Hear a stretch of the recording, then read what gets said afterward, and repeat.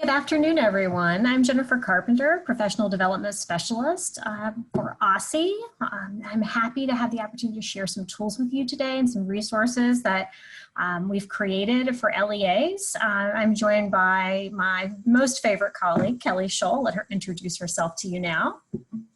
Good afternoon, everyone. I am Kelley Scholl, a Data Analysis Manager at OSSE. I just want to say thanks for joining us today.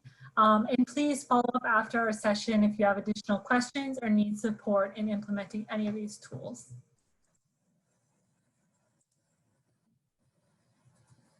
Thanks, Kelley. So, in this session, we're going to discuss how LEAs, local education agencies, can use resources provided in the LEA toolkit to ensure that the policies and procedures they're establishing for serving students with disabilities in remote or blended contexts are consistent with IDEA and with local regulation. So let me click you over to the toolkit to make sure you know what I'm referring to. So we have this LEA toolkit. Inside the toolkit, you'll find links to all of the other resources we're going to discuss today. So I just want to point that out to you right now. So you'll find links to the foundational guidance and the tools. Having said that, the tools we're gonna share with you today are useful far beyond special education service provision and documentation. So where you'll be saving this particular toolkit in your arsenal of resources for serving students with disabilities, you will see additional uses for these tools, and you can deploy them to enhance your services to any other special population or just for everyone. So please, as we're speaking with you today, consider broader application of these tools. Particularly if your LEA is looking for ways to embrace an MTSS approach without investing in a new data system, this toolkit might be a great way to get started for you.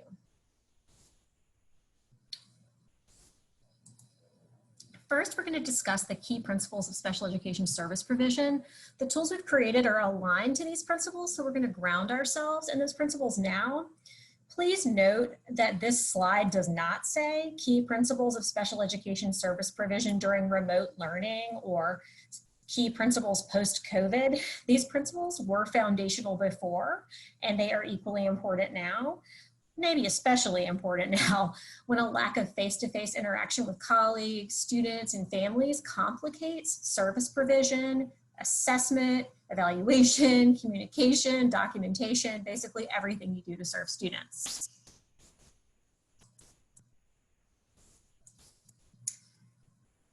So here we've tried to summarize the key principles of special education service provision.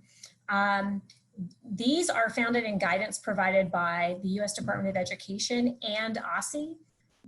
As I pointed out just a couple of moments ago with the toolkit, in the toolkit you can find links to the foundational guidance that is underscoring all what I'm going to share today and Kelley's going to share today. But we strongly encourage you and your LEA leadership to review those documents.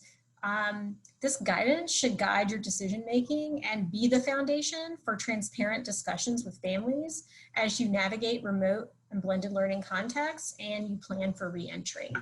So the three key principles are LEA discretion and flexibility, which we'll discuss in detail, transparent communication with students and families, and data-driven efforts to address students' need for support. None of these things are new. They were important before, they're important now.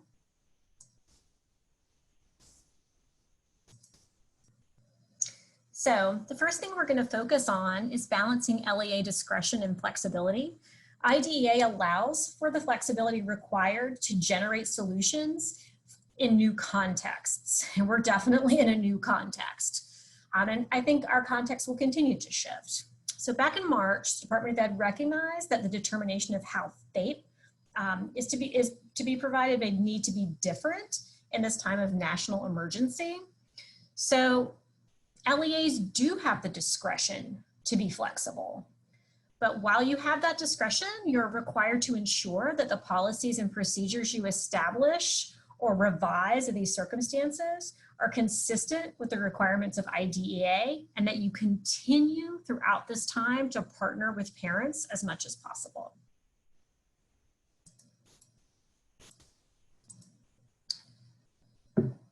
So here, we've just kind of linked those foundational commitments to the guidance that forms those foundations. So Department of Ed says, we understand this may need to be different. You're gonna have to be flexible. You enjoy broad discretion, as long as you're consistent with IDEA requirements, which are inclusive of transparent communication with families.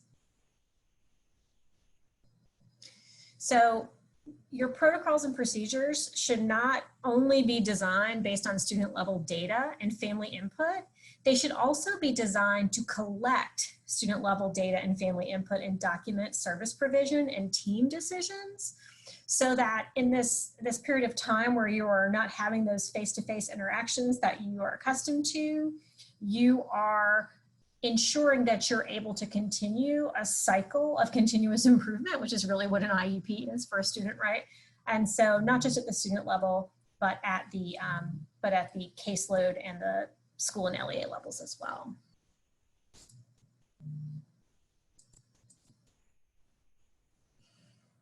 So you have to partner with parents. Parents are our co-teachers now. When it comes to direct instruction and service provision, availability for assessment, we rely on parents now more than ever. And so it's important to have, to establish reciprocal relationships with parents. Yes. So that you'll be able to base your decisions on data. If students are not made available to you for assessment and evaluation, it's going to be difficult to make data-driven decisions. If you're not communicating with families, the same thing is true. So you need to ensure that your team decisions about individual students are based on data that describe the circumstances of the individual student. So even when we're in a situation where every student's IEP and its implementation will need to be reviewed, that still needs to happen on a case-by-case basis. And you will need data to make that happen. So you'll need a strong system for collecting student level data, especially since those informal opportunities to gather information about student access and progress are not as numerous right now. We hope that the tools that we'll discuss with you today will support you to maintain consistency with IDEA requirements and with evidence-based practice as we adapt to these unprecedented circumstances.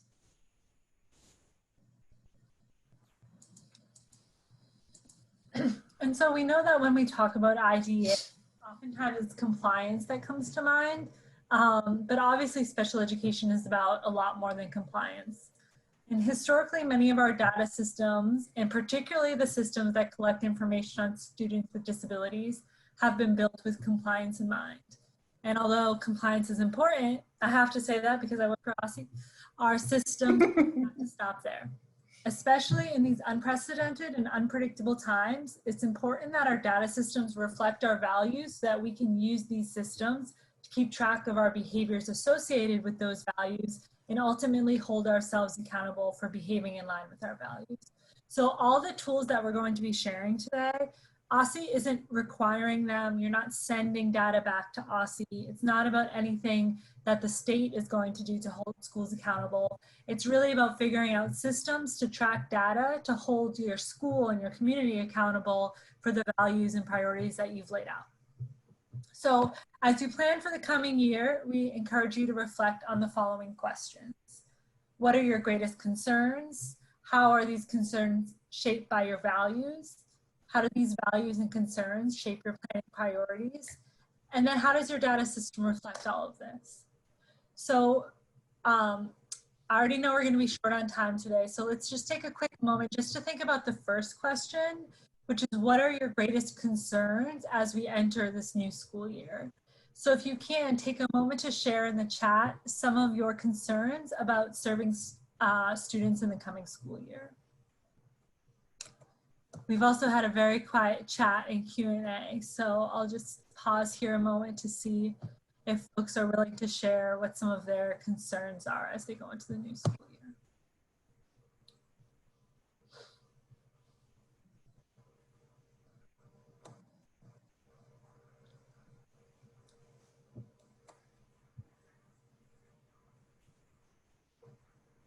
I'm sure there are plenty of concerns. I know I have a bunch of them. I'm working on my wait time. It's way harder virtually. It is really hard virtually. Can't see people's wheels turning.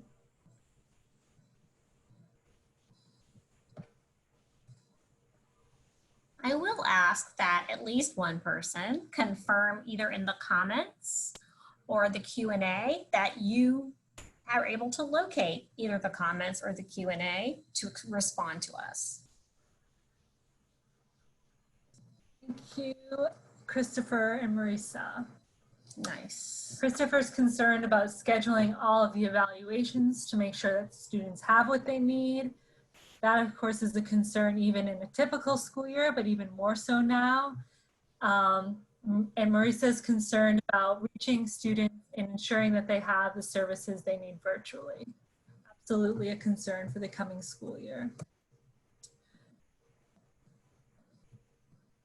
So as we continue to share out some tools for you to use, keep in mind your concerns, your values, and your priorities, and think about how these tools will help you monitor obstacles or successes in these areas, or how you could potentially modify the tools if they don't already build in what you are concerned about. And so before continuing, I'll share that as Jen and I were dreaming up and creating these tools, one of the things we thought a lot about was students' physical safety. Especially if you're not seeing a student every day, how do we know that they're physically safe? And so you'll see built into every checkpoint questions for families, students, and educators about safety. And you'll see that in the dashboards that we built, we call attention to that in a very obvious way because we don't want that to be the piece of data that slips through the cracks. So that's just one concern of many concerns that we all have about the coming school year. And we're able to build it into a data system to hold ourselves accountable for checking in on student safety and making sure that we were doing something to support students if we learned that they had concerns about their health or well-being. And so as we share more details on our tools, my guess is that you'll be able to see what other concerns, priorities, and values we built into the system. I think so too, Kelly. And I also want to say, if you are a special educator or you've been a special educator, you know that special education teachers, related service providers, case managers wear many hats that are not apparent in a student's IEP. You provide many services that are not enumerated in the IEP. And so as you're looking at the tools, think about all the ways that you serve students as whole individuals, and think about whether or not we're collecting information that will help us to do those things better when we're not seeing them every day. Are we ready, Kelly? Ready? Okay. So, as you're working to balance LEA discretion and flexibility with IDEA's requirements in changing circumstances while serving students as whole people, you need to find new ways to collaborate with families and provide students with individualized supports. Gonna have to mix it up. Many of you, probably all of you, have been doing that for 4 months now. But I think we're gonna have to continue to adapt as we move forward. So we have the challenge of working with families remotely to develop these flexible and creative individualized solutions. We're gonna need to have organized procedures for doing that. We've come up with 3 sample solutions to this challenge that we'd like to share with you today. And each one of those solutions is accompanied by an actionable tool you can use. You can use it as it is. You can tweak it to meet your needs, or you can use it as a starting point for developing or enhancing the resources that you already use. You've been provided with the links to the tools. Kelly will go into more detail later, but just so you know, we're going to be providing you with some directions for using the tool that will help you to customize it. So don't worry, we'll get to that. I'm going to turn it over to Kelley. She's going to be sharing her screen with you now so that she can show you what we're talking about, and then we'll dig a little deeper.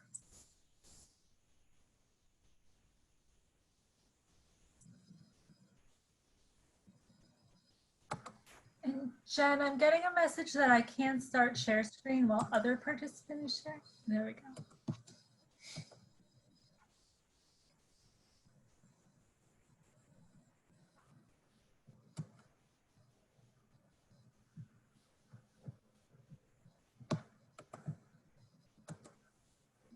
Okay. Oops. This is always the scariest part when we have to switch screens here. Okay, so before we dive right into the tool, which in the chat, I've shared both the PDF that Jen referred to before, as well as the link to the OSSE webpage where you'll be able to find and make copies of these tools for your own use.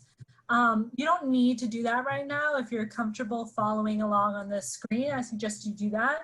But if you would like to look into the tool, I suggest you look into the documents and don't open up the forms and sheets just yet, because that's a pretty big rabbit hole to fall down.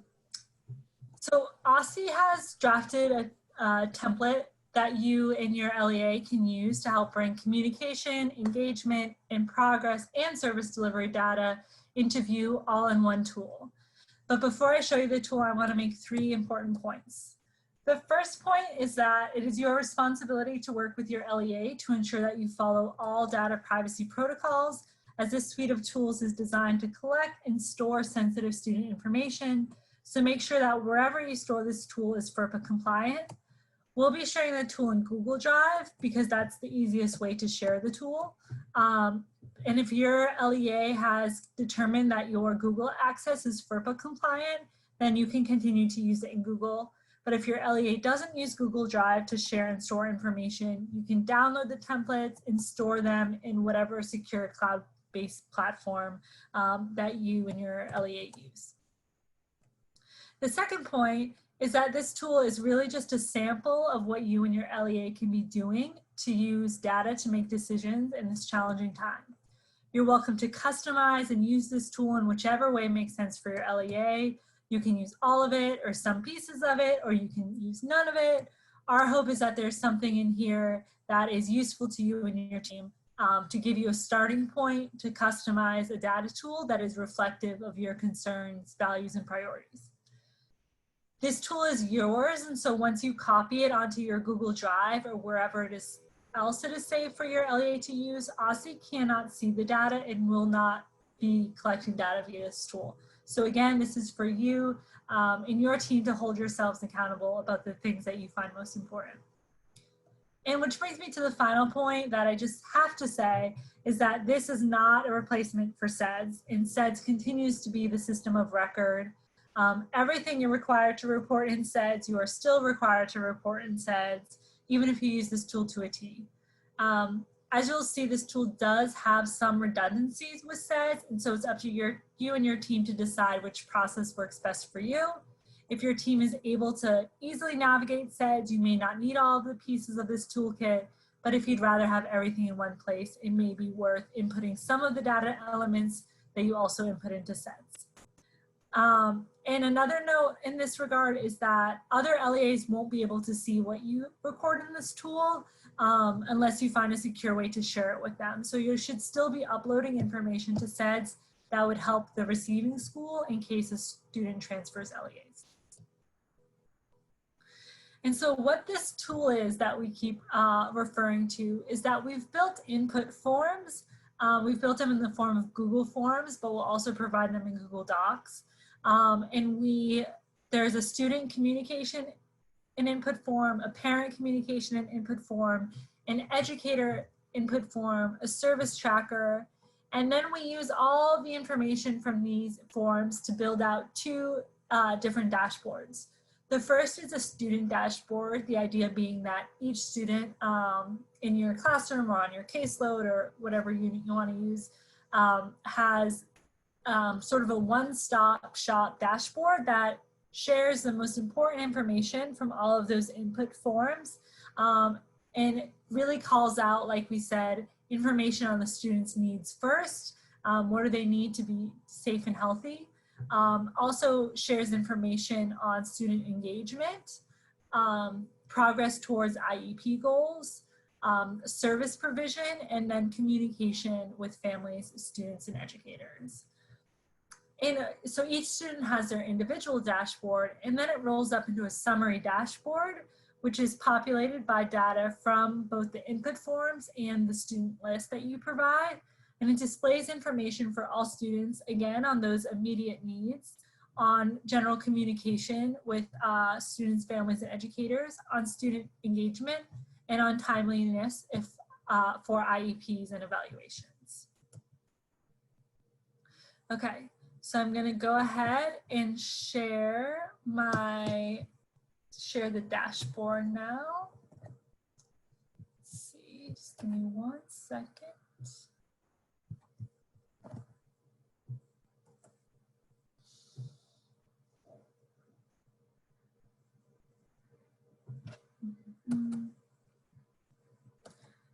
Okay.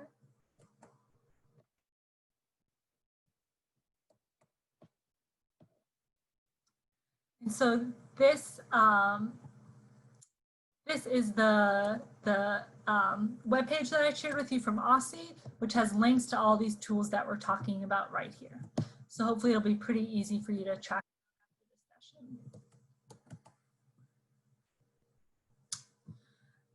And this is the student data tool. So what it does, and this is an example, is you connect each of the input forms from the different people you're asking for input into this sort of master file. And all of the responses recorded in Google Forms will automatically populate into these input forms. And then those will be called into each student sheet. So here's an example student.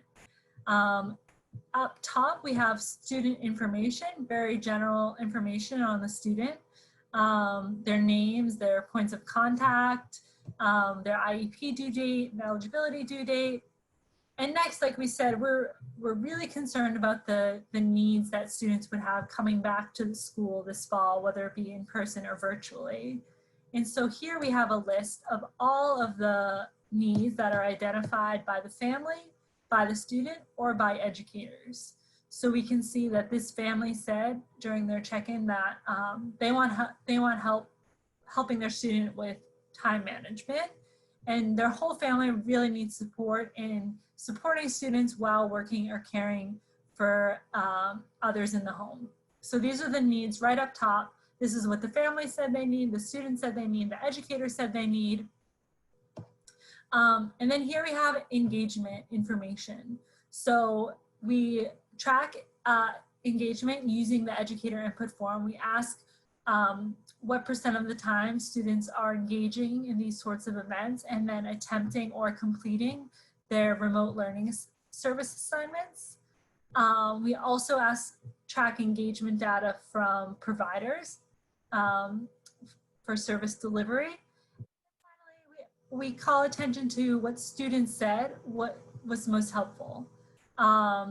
So it asks students, what activities have you engaged in? So the student says, I joined a video call for one-on-one instruction, posted assignments to an online platform, and it also asks which of these remote learning experiences have been most helpful for you. So sure, I did all those things, but what did I actually find most helpful for my learning?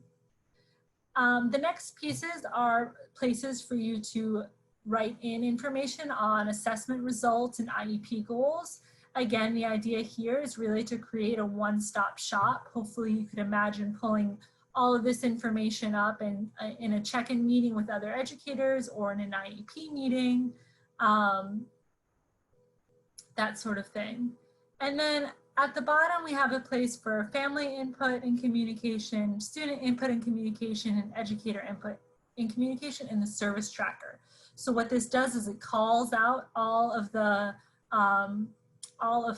information from the from the communication logs and the forms that have been recorded, and it puts it all in a one-stop shop so that you can see, you can simply have a communications log with all of the information you've gathered from parents, from families, educators, students.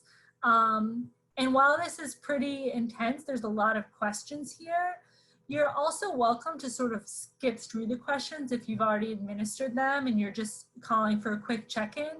And you can just provide some free text at the end, and that would allow you to continue to use this as a communications log and have everything in one place without jumping, without going through every single question every time if you don't feel that's appropriate. Kelley, can I butt in for a second on that?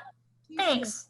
I just want to point out that there are a lot of questions, and so I, having surveyed a lot of parents of students on my caseload in my career, I would recommend that once you see these survey tools that Kelley's going to show you, that you think of them initially as interview forms that allow you to aggregate data very easily and to document responses very easily.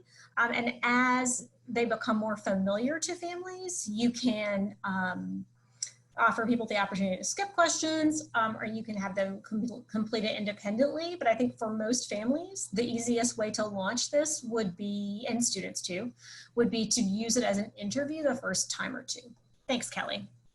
Of course.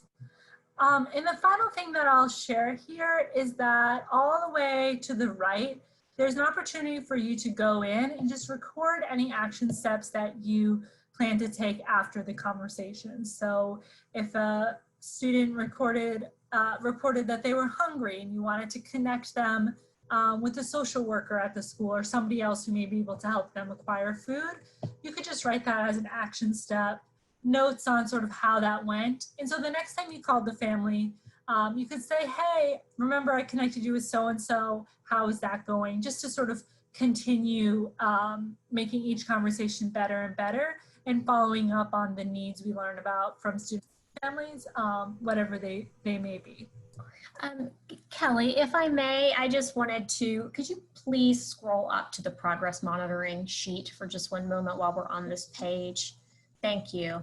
I see in the participant list several people who have attended trainings in the past on IEP quality, where we shared a lot of data collection instruments. So I just want you to point out to you that both the progress monitoring tool, where you paste the goal in and then monitor progress in this chart, and the student, teacher, and parent input tools are based on the input tools shared with you during the IEP quality series. So you're not being asked to reinvent the wheel. We're just going digital with tools that we've already been using to develop data-driven IEPs.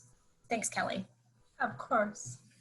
And so there's a lot of data here, and I think a lot we can say about it, and hopefully your wheels are turning, although Jen and I can't see them right now. But I'm going to jump over and share some pieces of the summary dashboard.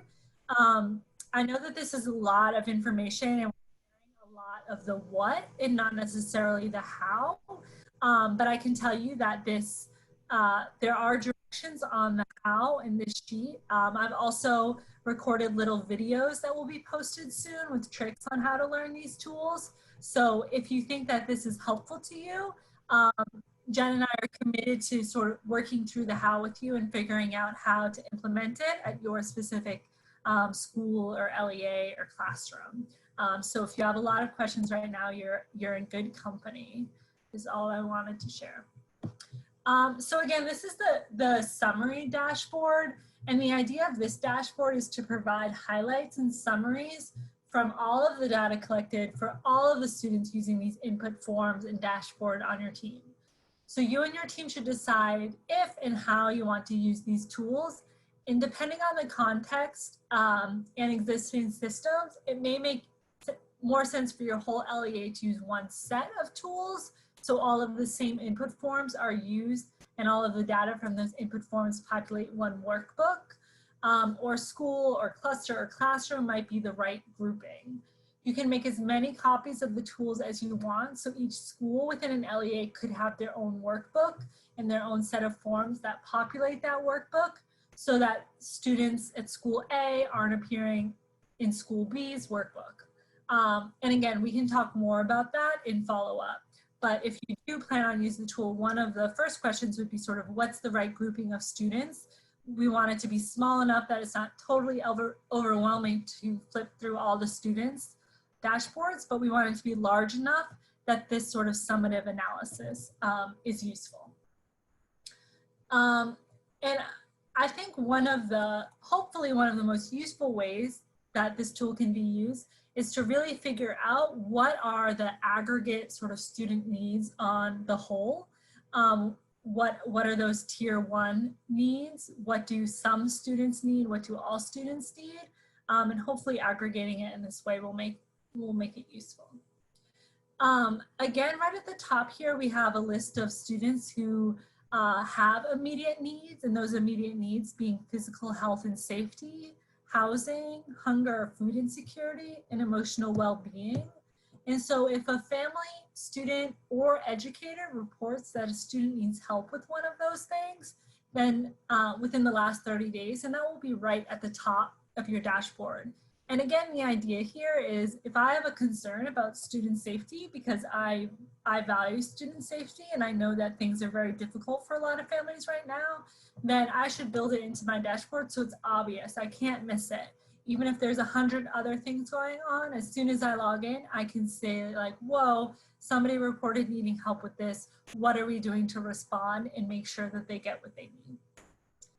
The next piece, which of course Jen and I also think is important, are the contacts with families, students, educators, and providers. And so it's important for 2 reasons.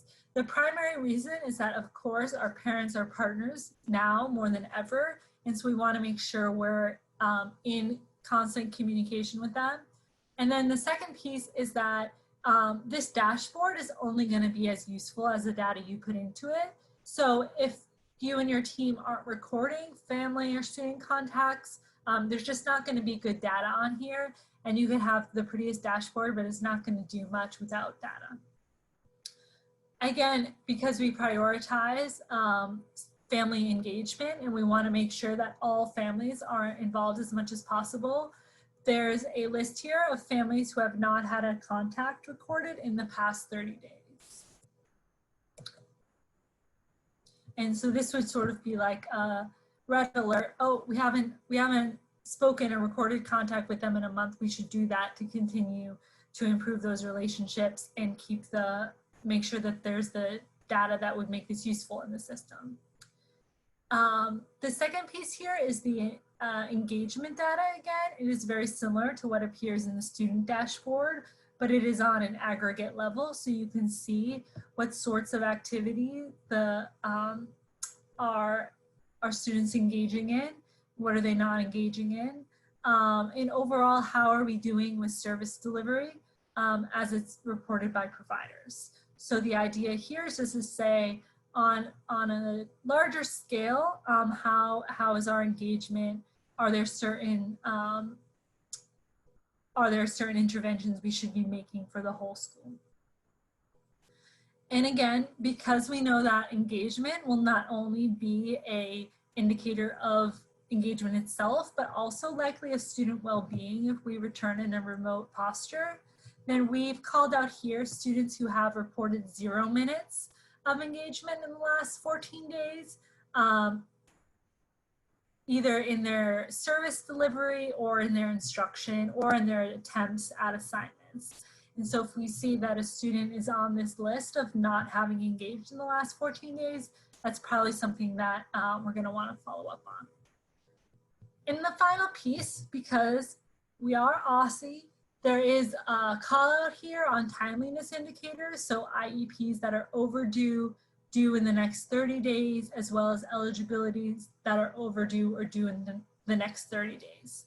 And the idea here is just to make it super obvious so that you don't have to dig around too much. The one other thing that I just wanted to share with you is this list of the student and family needs identified. And what this does is it calls the information from the student input form, the educator input form, and the family input form. And it creates a list of which needs were identified by those three sources. And so the idea here is that if your LEA or your school was offering a session on time management and you wanted to reach out to the students who had reported needing more help with time management, you could simply filter to this list and reach out to those folks and give them an extra special invitation to your time management session. Or if somebody was asking for who needed help with their technology at home, you could simply filter to this list and say, hey, these are students that have reported needing assistance accessing or using technology. And the idea here is to sort of drill down from what are the big needs to how do we make sure that the interventions and supports we're providing are reaching the right folks who have reported those needs. Okay, that's a lot of information. So feel free to take a deep breath, do a little stretch. But I think go ahead, Jen.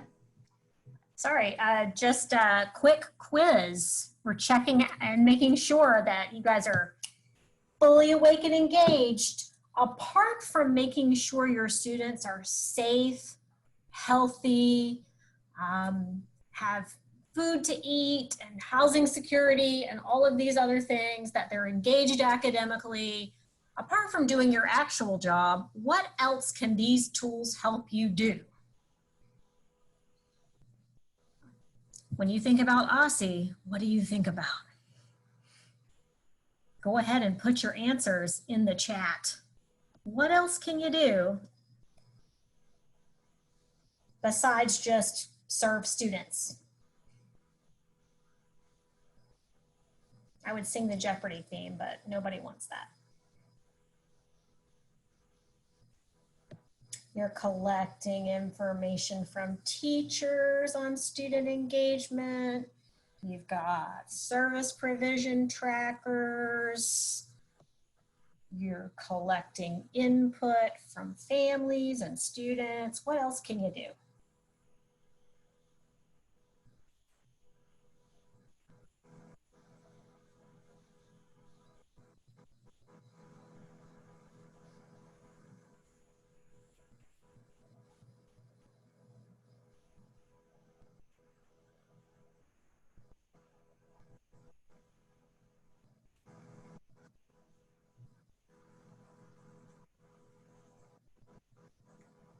All right, I'll give you the answer. See, I'm horrible at this wait time stuff. You can document your due diligence to provide students with their services, and you can document your compliance with IDEA in terms of transparent communication and ongoing communication with families. See, I get all the bonus points for that round. All right, Kelly, are we ready to rumble? Yes, and I was just about to pass it back to you, Jen, but sure. I just want to reiterate that we are more than happy to help if this is going to be a useful tool for them, since we won't have time to get into all the nitty-gritty today. Thanks, Kelly.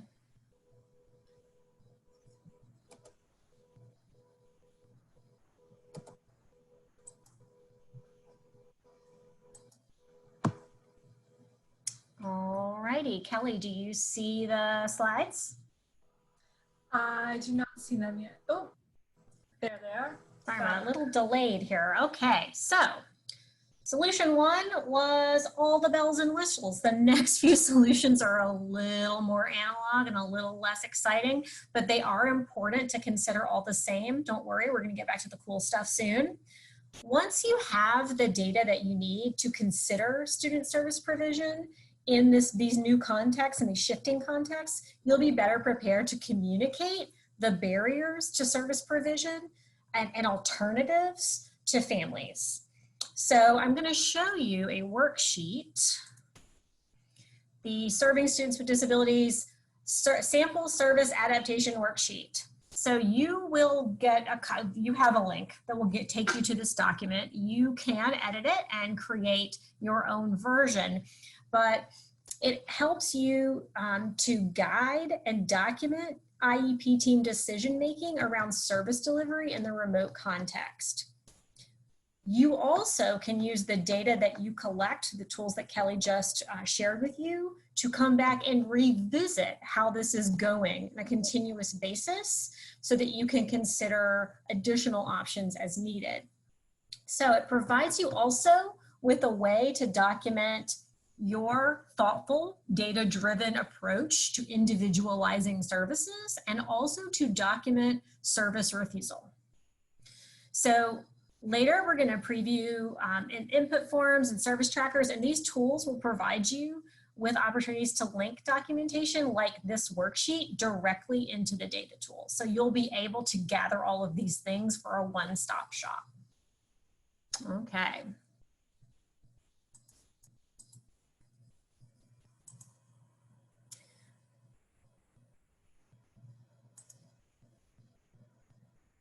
Another, not nearly as exciting tool, but very important all the same, is an accommodations adaptation matrix. And this tool, like all of the other tools, is intended to be customized by you and to be used alongside families and other members of the IEP team as you're making decisions and implementing services.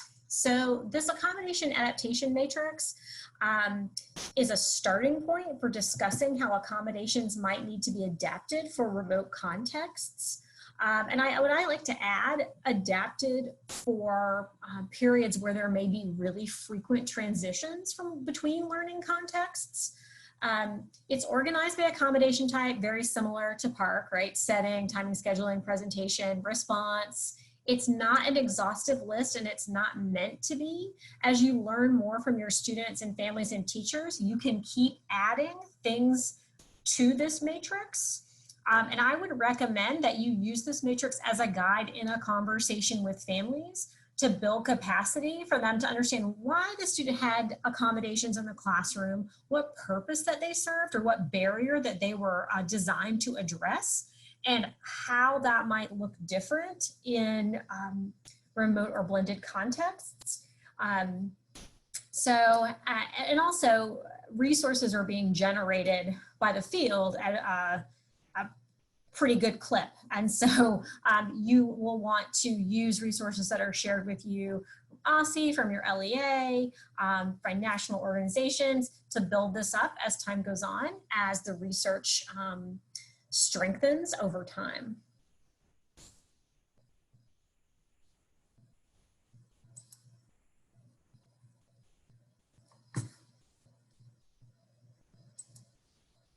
Another resource that may be useful to work with families for decision making is the Promising Practice Resource Matrix. And so you can use it to find promising solutions shared by experts in the field. So right now, it is organized to help you and your staff develop and deliver remote learning materials, individualized supports, and support families to be instructional partners. It is not the be-all, end-all. In fact, one of my to-dos next week is to update this. When I update it, it will be, and I will continue to do so, just like I was explaining to you about the accommodations matrix. It will live on Google, and you can always come back and visit and see if there are new things that have been added. It is important to avoid creating a list that's too lengthy or overwhelming. Because we recommend sharing this with families to support your instructional partnership, maybe sharing it definitely sharing it with general educators to support their service to students with disabilities. So just keep in mind that you want to customize it based on things that are working for you with your your methods of instructional delivery, either remote or blended.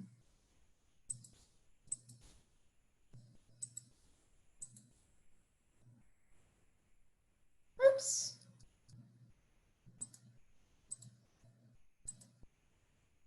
All right, do we have any questions?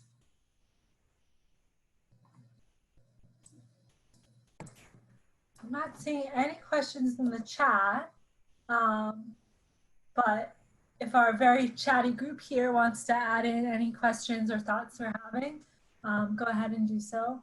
And we'll try our best to provide useful responses.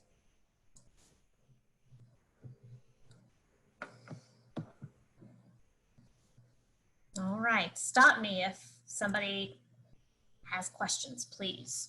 So in order to build strong partnerships, you need to be able to clearly communicate barriers to service delivery and work with families and identify solutions. This requires ongoing and reciprocal communication. Family engagement is not something we do to families. We are engaged with families. And this is incredibly true in these circumstances, particularly because we're all under tremendous amount of stress. So people are going to do a lot better when they feel heard and respected. So the more transparent, collaborative, and proactive you are with students and families during this time, the better off all the stakeholders are going to be in the now and in the long term. And when I say in the long term, I am referring to both the recovery period where we have all of our students back and we're trying to recover all of our students, and the period of time where we are assessing learning loss for our students with disabilities. So we want to establish these positive relationships because we have a long road ahead of us in terms of recovery and then and also perhaps addressing learning loss and service gaps. So we know that the ripple effects of this pandemic are going to impact us for a long time. And so what we do now in collaboration with families can help to mitigate that learning loss and keep it from snowballing more than it has to.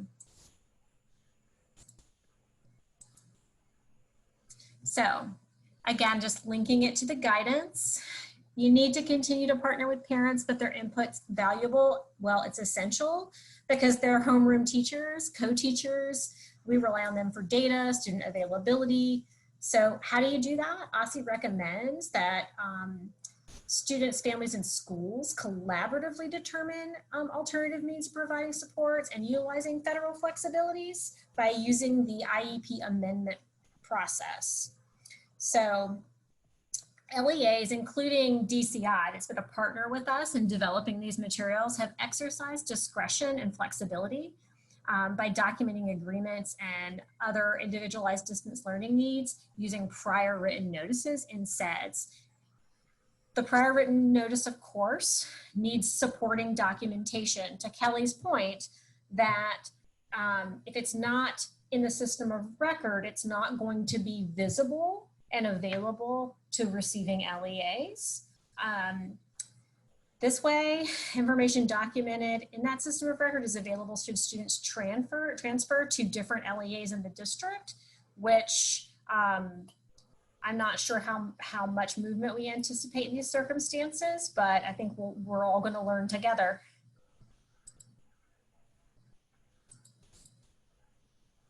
So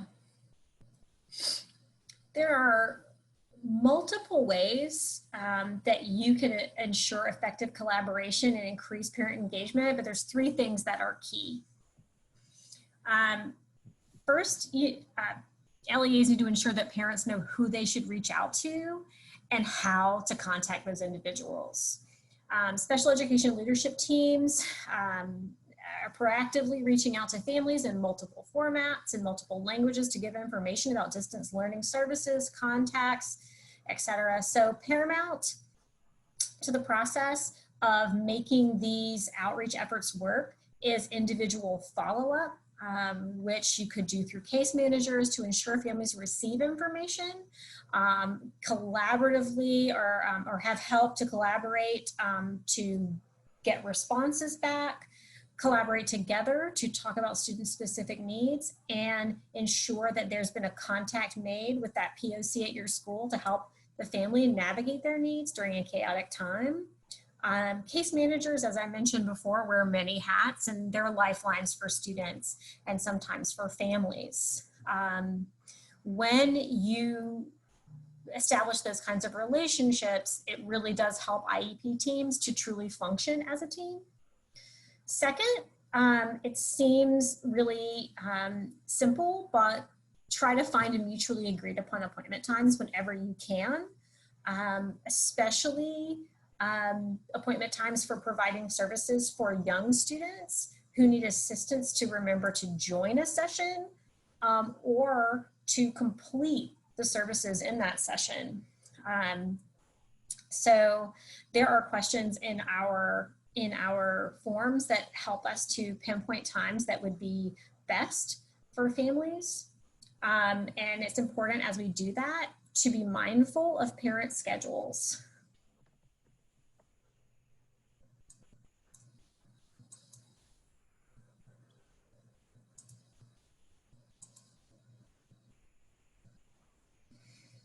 As always, you should use those PWNs to document decisions about extensions and flexibilities considered and things that have been determined unavailable. Likewise, you need to document student-related service refusal. OSSE has provided guidance on what must be documented. You have the discretion to develop protocols and procedures that allow you to partner most effectively with families. Most special educators that I know have a rule, and that's to document everything, because if you didn't document it, it didn't happen. So it's better to build in your systems for documentation, such as the system that Kelley has shown you today, proactively, because reactive, late, or back-end documentation isn't accurate and it's very laborious. So if you're staying up to date, it's going to help you to avoid making errors, support your students and families more effectively.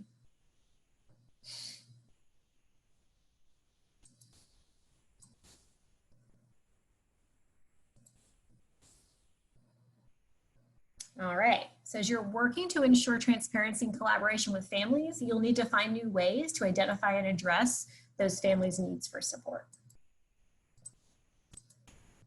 So we have two sets of tools that will help you address this challenge. I'm gonna turn it over to Kelley. Yes? We just got a question from Kevin. Is this what? Yes. Or is there a technical issue? I was wondering if folks could write in the chat if they also are having a technical issue and can't see the webinar. Have folks been able to see Jen's slides?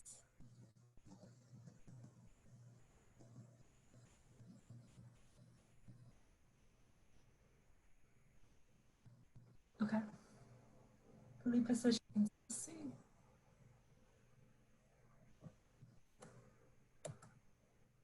Okay, seems like it looks fine to most folks. And this is recorded and will be available afterwards if anyone's having issues accessing it at the moment. Thank you, Kelley. I appreciate that. Please stop me if there are any more questions, okay? So we've developed some tools to help you to see what families need and to figure out ways to meet those needs and to address barriers. And Kelley is going to tell you a little bit more about that now. I'm going to stop sharing. There you go, Kelley. Yeah.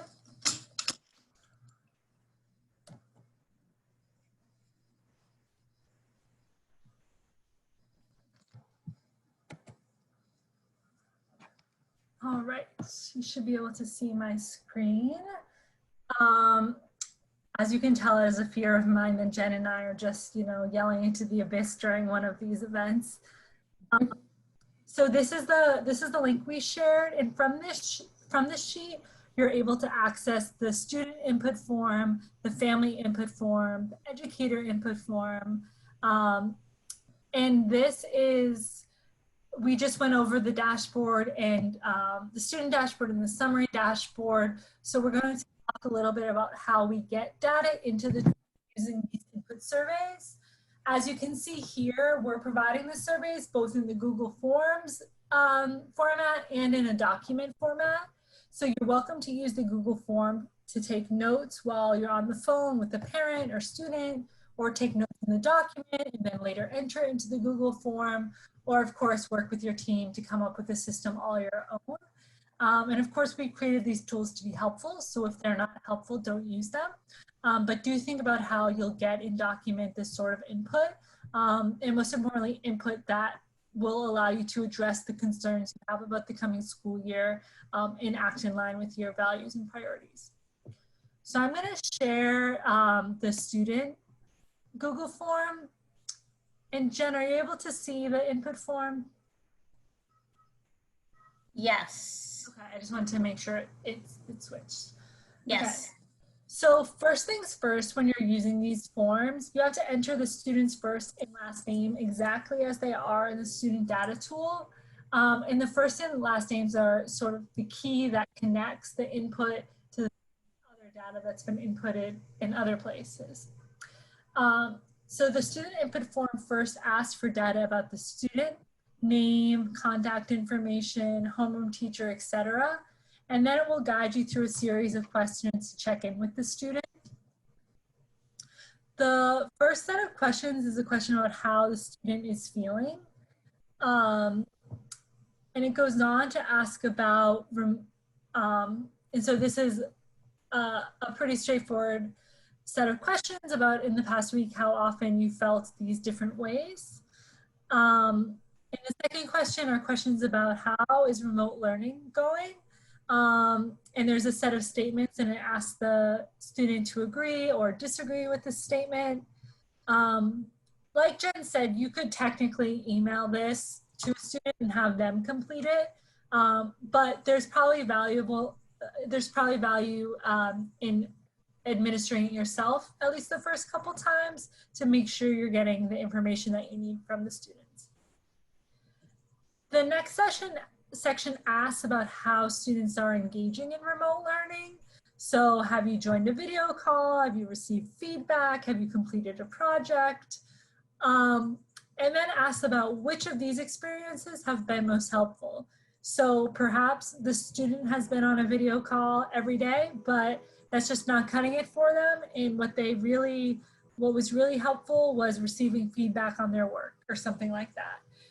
So this is from the student's perspective, asking them what's working for them. And you can edit these possible responses as we go back into this crazy, crazy world, and we're not really sure what that will look like, depending on how this is clearly geared towards virtual learning and remote learning. But as your school makes decisions about how you will return to school, you could easily adapt these answers and include those in their survey. And if it changes a month later, you could adapt the answers again. The idea is that you can copy over this form and customize it in whatever way is useful. This fourth piece of the survey is about additional needs for information or support. And this is the piece that we've talked about so frequently, is what does a student need, not only to complete their learning, but also to stay healthy and stay well in these turbulent times. And this fifth section are the comments, questions, or concerns. So this is just free text. So if you've administered this a couple times and you're really just calling in for a quick check-in with the student, but you want it to be recorded in that communications log, then you can just scroll past, as long as you put the student's first and last name correctly, you can scroll past all the other questions and just sort of write a summary of your conversation here. And the final section is about sort of when do we meet again? How do we sort of continue the cycle of meeting, and ask the students, if they're interested in another phone call. And so those were our initial ideas for this survey, or this sort of interview form, input form, when we created it about 6 weeks ago. The world already feels like a different place, and so perhaps you can think of things that aren't relevant anymore or additional things that could be added. I keep returning to the transportation issue as students return to school. So maybe there's a place to add a question about, do you feel safe on your way to school? How are you getting to school? You know, do you have the PPE you need to get to school safely if we do return in person? All of these questions, and however you customize it, will ultimately feed into this student data tool and will be what populates the student responses here. The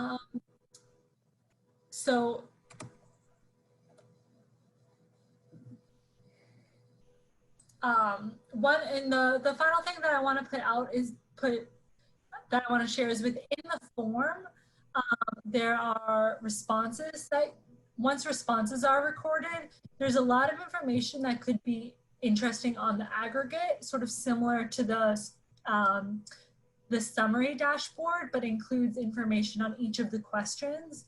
So you could tell on the aggregate, you know, how are my students feeling? How is learning remotely going for you? And Google aggregates all of the responses recorded in the form into these sorts of summaries here. So in addition to the dashboard information, this can be a good place for aggregate information as well as you're preparing for sort of school-wide interventions or trying to make a case for someone in leadership about why the school should be focusing on one thing or the other. So there are similar input forms that we've created for the weekly service tracker, the educator input form, and the family input form. For the sake of time, I won't go over each of those, but I encourage you to look through them and see if they are good tools for collecting the information that you need, or if you would add anything to them.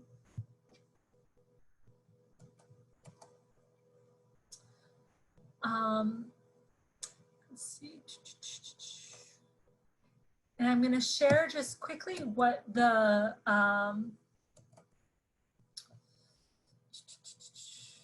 what this looks like is sort of in PDF form. And again, that is available on this sheet. And so you can tell it's a little bit more straightforward to view it in this document. So you may want to use this for note-taking for yourself before entering into the form. You may be more comfortable sharing this with other folks because it is just a little bit more visually pleasing.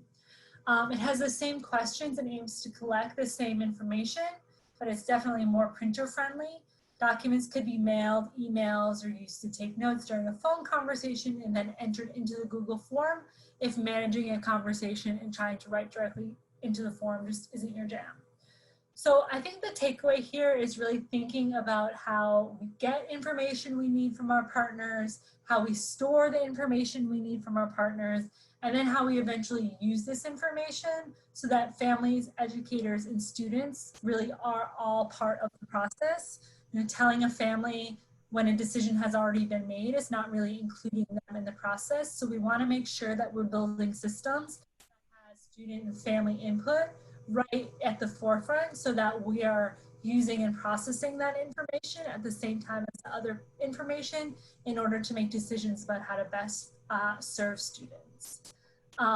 So we encourage you and your team to think as far ahead as possible about how you'll be soliciting information and keeping it readily available as you serve students. And of course, staying nimble as our education context continues to adjust and the information that we need to collect from families and students continues to change.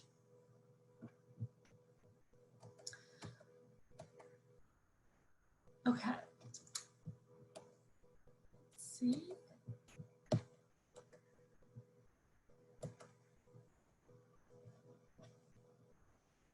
Okay, so that was a lot to consider, and we're just going to, hopefully your wheels are turning about what pieces are most useful to you. So take a moment, let that information sink in, and if you feel compelled, please share in the chat if you have thoughts about which pieces of the tools may be most valuable to you and why you think that they may be worth the effort of sort of instituting. I won't pause for too long because I know we're getting short on time here. But I do want to say that we know that implementing these tools will look different at each LEA in school. OSSE isn't requiring that you do any of this. We are just hopeful that these tools offer you a useful template for implementing systems that go beyond compliance to reinforce what you know as educators to be best practices. Some folks will be able to get going and implement these tools right away, and others will need to get buy-in from their peers and school leadership. So I'm going to hand it over to Jen, and we're going to talk for a moment about the way that these tools could be used right away, especially in a remote or blended learning context. And so we hope that these are sort of useful arguments for you as you return to school to discuss how or if these tools should be used in your context.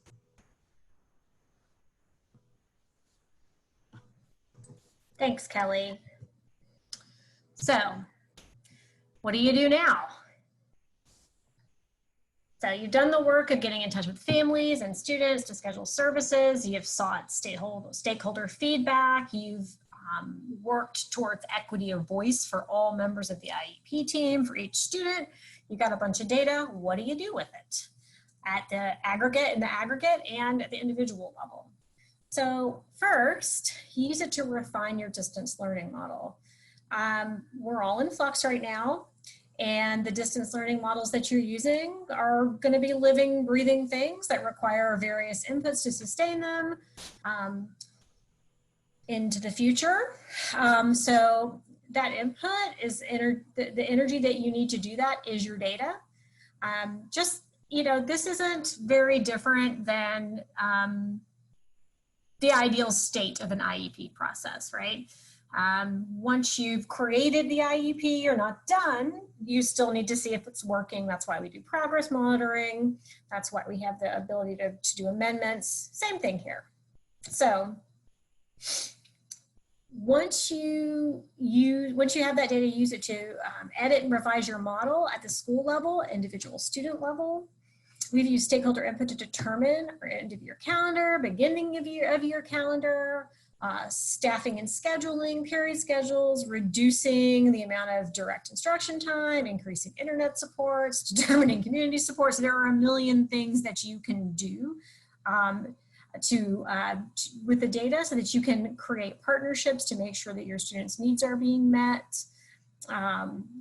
Virtual lunch clubs, extracurricular activities that are virtual at a school-wide level based on this input. At an individual level, you've ensured students have tools in their environments to learn, to increase the impact of IEP supports, so on and so forth. So you've got all of this data that you can use to mitigate learning loss, to make progress possible in challenging circumstances, and to continually make it better. You also have all the data that you need to guide conversations with members of the IEP team. So I know we're kind of far down the road of summer programming, but these tools, they're not just to be used in circumstances of a public health emergency. You can use them any year to plan for summer programming, summer school, ESY, credit recovery. And I would like to point out that although in the past ESY has happened because of the funding mechanisms in summer, we are working as a state to ensure that there's more flexibility with when you provide those services because it's meant to be something that you can offer year-round. So collecting that data on a continuous basis is actually very smart. Regression is something we're all aware of, but summer regression plus COVID learning loss is a reality we're going to have to deal with. So we're going to use that to plan at the tier 1, the intervention, and the individual levels. So we're going to be thinking about recovery for everyone at all tiers. I think that something that is underappreciated is the need to use data to think about the lessons we've learned and to share our lessons learned with our colleagues from other LEAs. we can often, and especially now, feel like that we are all in our own silos, whether you're working in an LEA or an SEA. And these lessons that you're learning and this data that you're collecting can not just inform your practice, but it can inform practice across the city to help us improve outcomes and mitigate learning loss and regression for students with disabilities. Nobody has all the answers, but collectively we have the ability to tackle these problems. And finally, this is an opportunity for us to learn. We don't have any choice but to learn and adapt. We have students that are thriving in these circumstances, and we want to learn from those circumstances where students are taking, students are able to get the services and the supports that they need to do well, even in an environment of uncertainty. This is a hard time, but what we learn here shouldn't go to waste.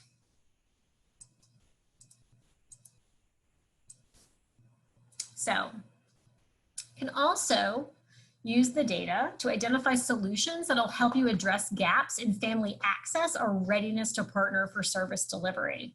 So in order to mitigate regression and promote recovery and progress, LEAs need to work proactively to address gaps parents and students may be experiencing in access to technology or readiness to partner with schools to provide instruction or services at home.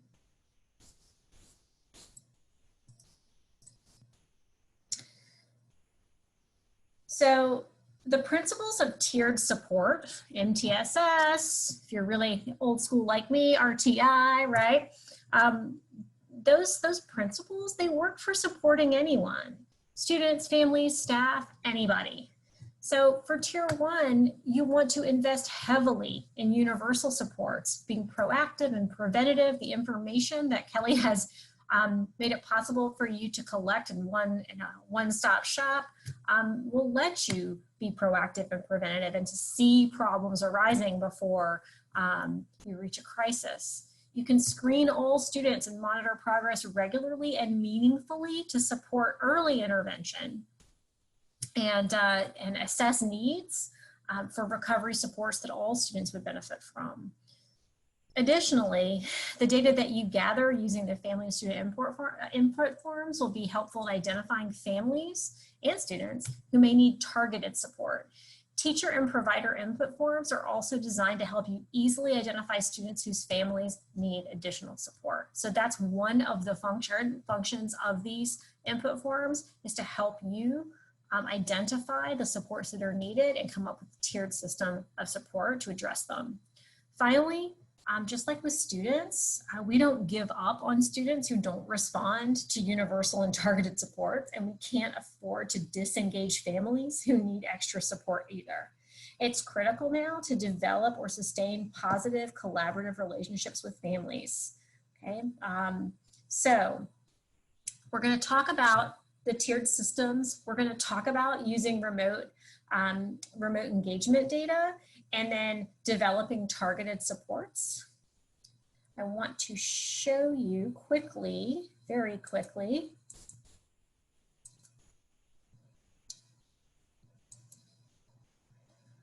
just a quick one-stop way to think about tiered supports and how you, if you identify areas of need that are universal, sort of targeted and individual, how you can think about structuring tiered supports. This is a good way to think about that when you're looking at your aggregate data, how you could think about how to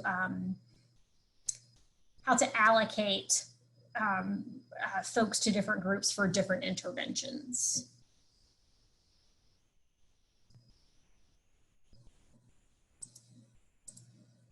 Okay, so solution 1 would be what I just discussed, which was adapt universal family engagement strategies for the remote context. So be proactive in your new context, try to anticipate what barriers might prevent students and families from getting access to information, communicating, and engaging. This is ripped directly from UDL, right? UDL works for families just like RTI or MTSS works for families. You want to think about how families get information, how they share information, and how we sustain engagement over time.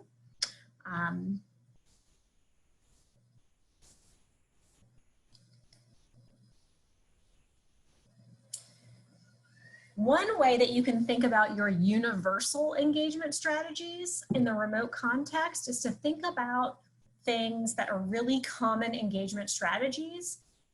Think about barriers to doing them as you've always done them, and then rethink how you're going to do this in a remote context. So even if we've got students walking back through the door, we probably are not going to be congregating families for back to school night. And so think about how you are going to rethink school-wide events and initiatives, sharing information about student progress with families, and how you are going to communicate with your IEP team members and how those processes are going to work remotely, and have a very clear set of protocols and procedures for your staff to follow in the remote context, so that people are successful.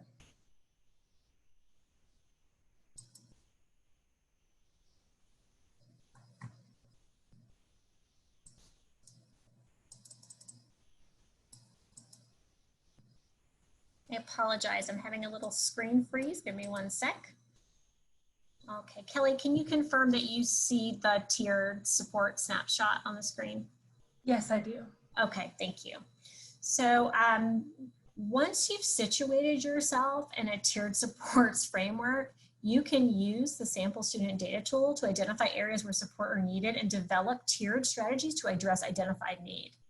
Okay, speaking of data, we've made it the final key principle, developing data-driven supports.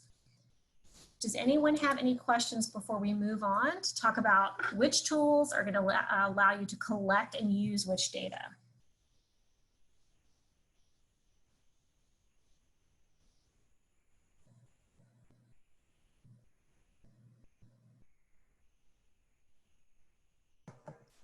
Seeing any questions in the chat? Okay, thank you. All right, developing data-driven supports. Okay, this is something else that is not new. That's why we're here, right? Data-driven efforts to address students' needs, to figure out how to identify what students need now and how we can best give it to them. We are always obligated to do that. Andrew just underscored and clarified that obligation for us.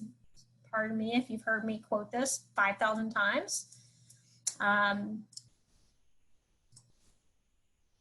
So, in circumstances that cause interruptions to instruction or shifts, you have to use data to review the impact of the lapse in services for each student and consider receipt of educational benefit. So these tools, of course, are meant to benefit students in a real way, right? But you are going to need all of this data to make calculations relating to compensatory education, and to consider receipt of educational benefit for each student on an individual basis.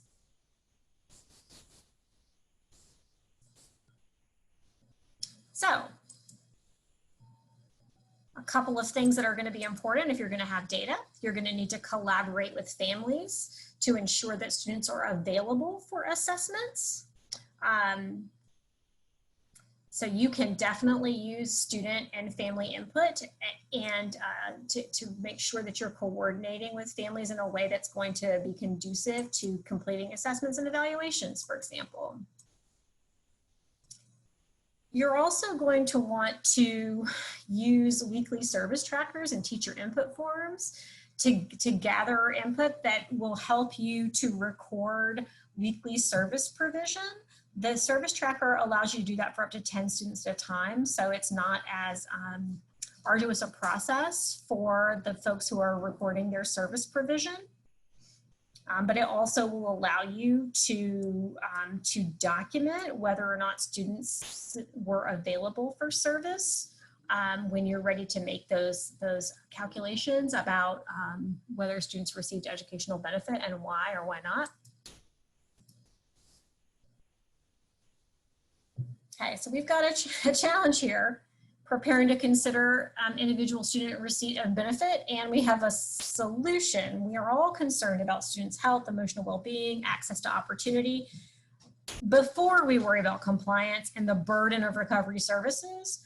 But you have to take very seriously the need to document team decisions and service provision attempts and responses, and to consider individual student receipt of benefit from those services. Without this documentation and consideration, you're poorly positioned to mitigate negative impacts to student well-being and learning, or to make informed and defensible decisions about recovery services and services that may address learning loss.